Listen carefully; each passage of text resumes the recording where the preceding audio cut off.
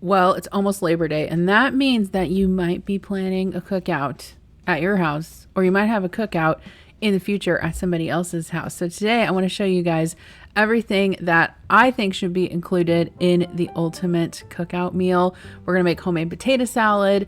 I'm going to make a cake, a flag cake to be exact, homemade mac and cheese. We're also going to have burgers and hot dogs, and I'm making a cucumber salad.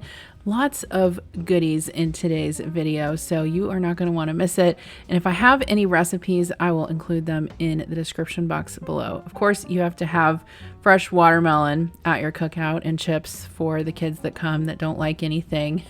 And we're also making a homemade cheese ball. So anytime I'm planning a family dinner at my house, I always like to sit down for just 10 minutes and kind of write out everything that I'm making, because I find that when you're making a lot of dishes all at once, sometimes you forget things. Like in this particular example, I actually forgot to cook the corn on the cob, and I almost forgot to make the baked beans. And so if you have a list, at least you can kind of cross things off as you make them. So like I said, we're having burgers, hot dogs, potato salad, cucumber salad, baked beans, macaroni and cheese, a cheese ball.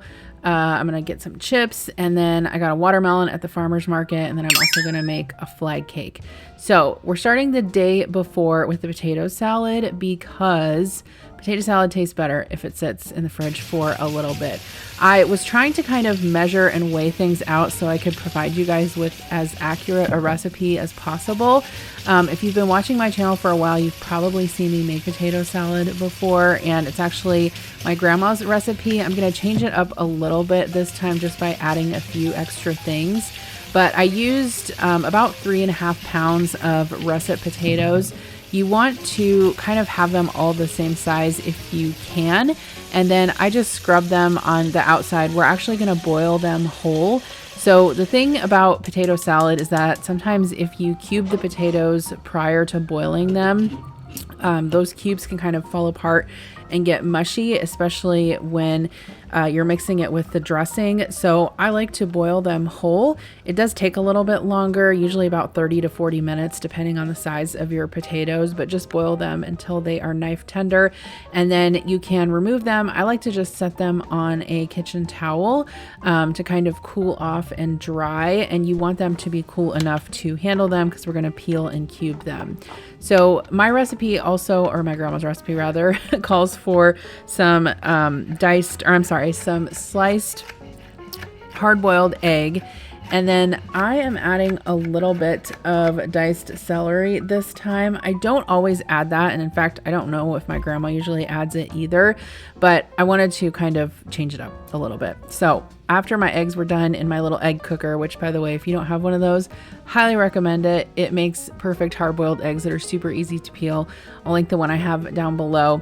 But you can basically see that once the potatoes are cool, you can just use a paring knife to kind of scrape the skin off, and then cube them into bite-sized pieces and add them to a bowl.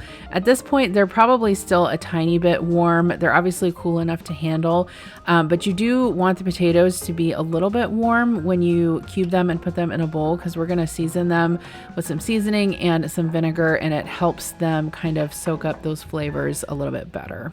Hey guys, I wanted to pop in here and let you know that today's video is sponsored by BetterHelp. So thank you to BetterHelp for sponsoring. I personally have used BetterHelp for online therapy since late 2021 when my mom passed away. And I had gone to therapy prior at different times in my life, but I never really considered virtual therapy as an option until I have the job that I have now. And I just find it so convenient because the amount that I travel, it's sometimes really impossible for me to get regular appointments in an office. And that's why I think that especially modalities like this for mental health are super important, because it provides access that people wouldn't normally have to these services. So I've had a couple different therapists through BetterHelp, and both have helped me with different things. One of them really helped me after my mom passed away, kind of working through all of that stuff because I had a really complicated relationship with her. And more recently, I've just been dealing with increased depressive symptoms symptoms and some burnout. And so having an appointment every other week helps me really kind of prioritize what's important to me in my life and just talk to someone who can listen and be really objective about things. If you aren't familiar with BetterHelp, they connect you with a licensed therapist who is trained to give you helpful, unbiased advice. All you have to do is go to their site. You can use my link, betterhelp.com/Jen Chapin.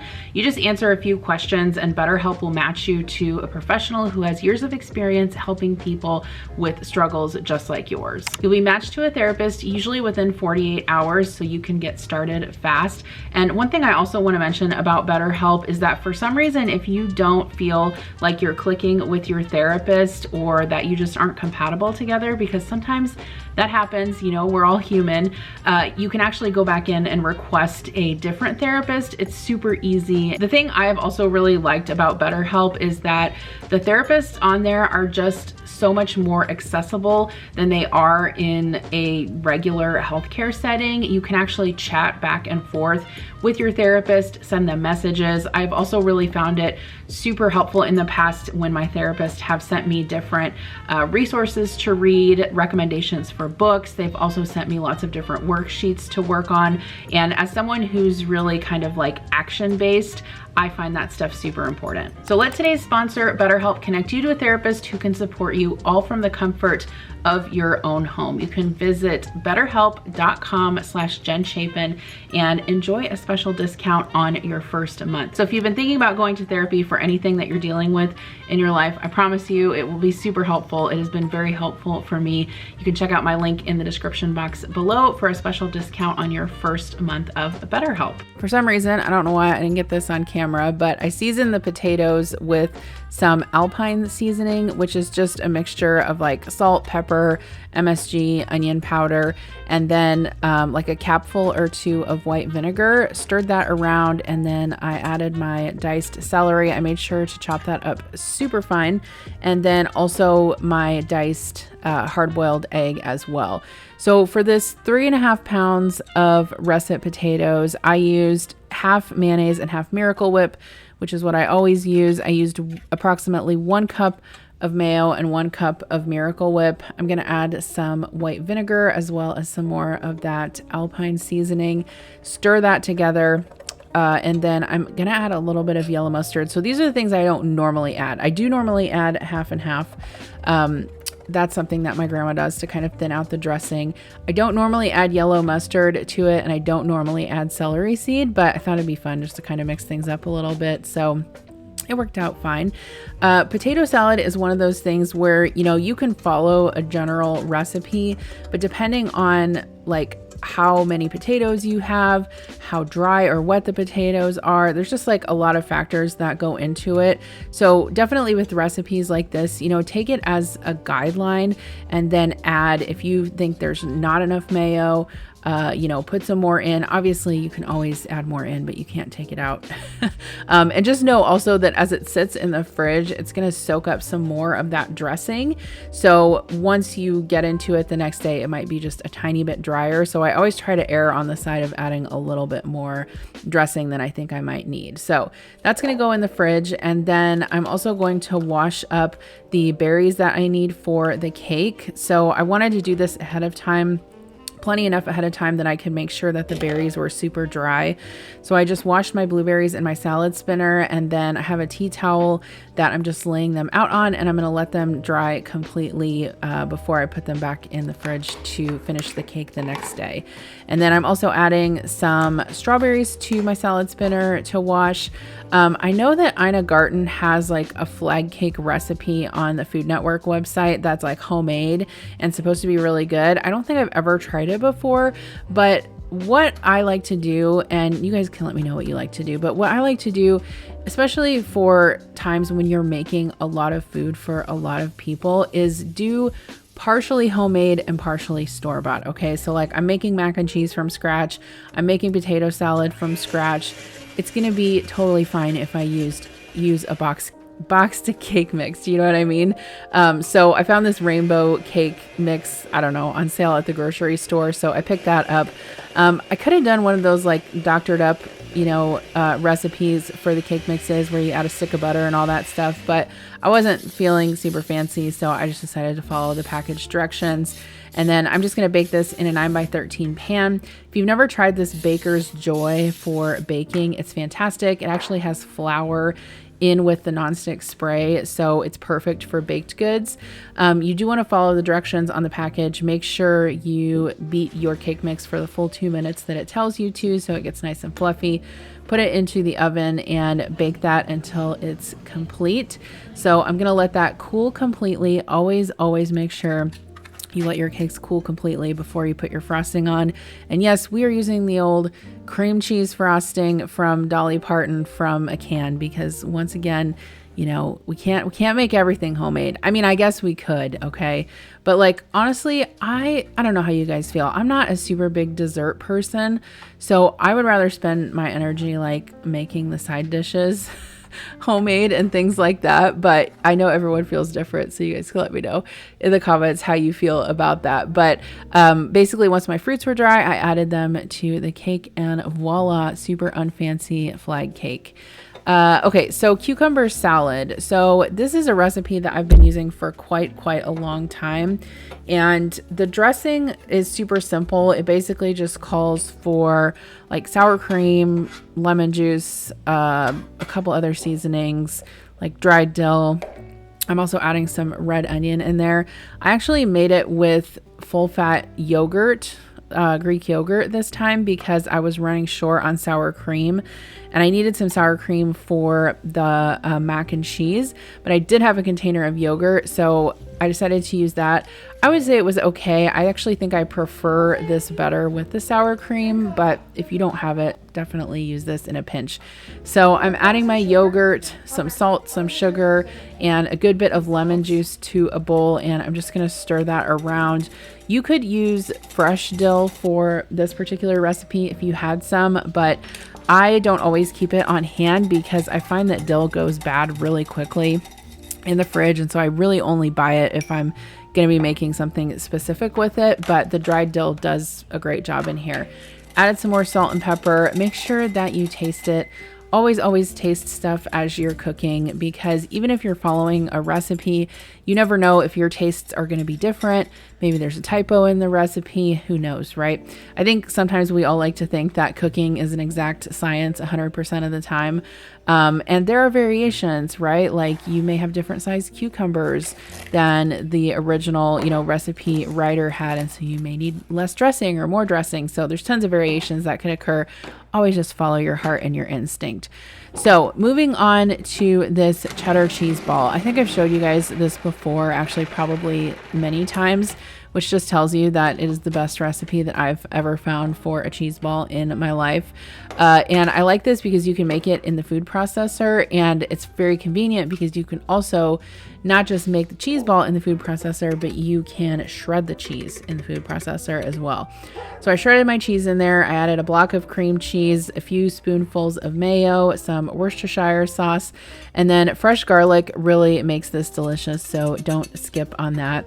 This is a recipe that I got many years ago out of a America's Test Kitchen Cooks Country magazine, I think it's called. I haven't gotten that subscription for quite a while, but it's the best cheese ball recipe I've ever tried. It also calls for a little bit of cayenne pepper. It doesn't make it super spicy, so don't worry about that. And then basically you just pulse it together. You don't want to pulse it too much and kind of, make it into a paste, but you do want to kind of make sure everything's combined and that cheese is mixed in, that grated cheese is mixed in with the cream cheese. So then to form this into a ball, the easiest way to do it is to add some saran wrap kind of in a crisscross pattern on the counter, and then scoop your cheese mixture into the middle of that. And then you kind of just like pull up the edges of the plastic wrap and swing it around and form it into a ball. And then this makes it like, it honestly makes it looks like you've got the cheese ball like from a store. It makes it kind of fancy looking. So I just turn it over, shape it into a ball, and then stick that in the fridge for a couple of hours or overnight. So this recipe also calls for some toasted almonds on the outside, which if you like almonds, I would definitely recommend you not skip that because I think it does add something really great to it. So I just toasted those in a skillet. Make sure you don't burn them, and then turn them out on a plate to cool. And then once your cheese ball is totally refrigerated, you just want to take it out and kind of roll it around in those almonds. And then you're probably going to have to pick some up and press them to the sides, you know, and the bottom and things like that. It's not going to be perfect. You know, I've seen those cheese balls where they like arrange all of the almonds in like a pine cone pattern. It's like, oh man, ain't nobody got time for that. But once that's done, I'm just going to put it on a plate and stick it in the fridge until it is time to eat. One thing I will say for cheese balls is that you do want to kind of take them out of the fridge like maybe 30 minutes before you plan to serve them, just so they can soften a little bit. I got this watermelon, if I could speak, at the farmer's market, and I decided to cut all of this up since we were having a few people over. I am cutting this into wedges because I think it's easier for people to kind of pick up and eat, especially kids, but you could cut it any way you wanted it. Okay, so moving on to the mac and cheese. This is also a recipe I've shared before on my channel. It does use a combination of Velveeta and sour cream and cottage cheese, which I'm actually using the whipped cottage cheese that I got from Hy-Vee. I'm going to go ahead and kind of make the breadcrumb topping first because I can set that aside while I work on the other things. You don't have to do this. You can use pre-made like panko breadcrumbs, but I do think it adds something a little bit special if you make the fresh breadcrumbs. So I always try to do it if I have time. But basically you just take a couple slices of bread and put it into a food processor or a mini food processor, and then just pulse it until you kind of have these fine, soft breadcrumbs. I'm also going to grate some more cheese for my mac and cheese as well.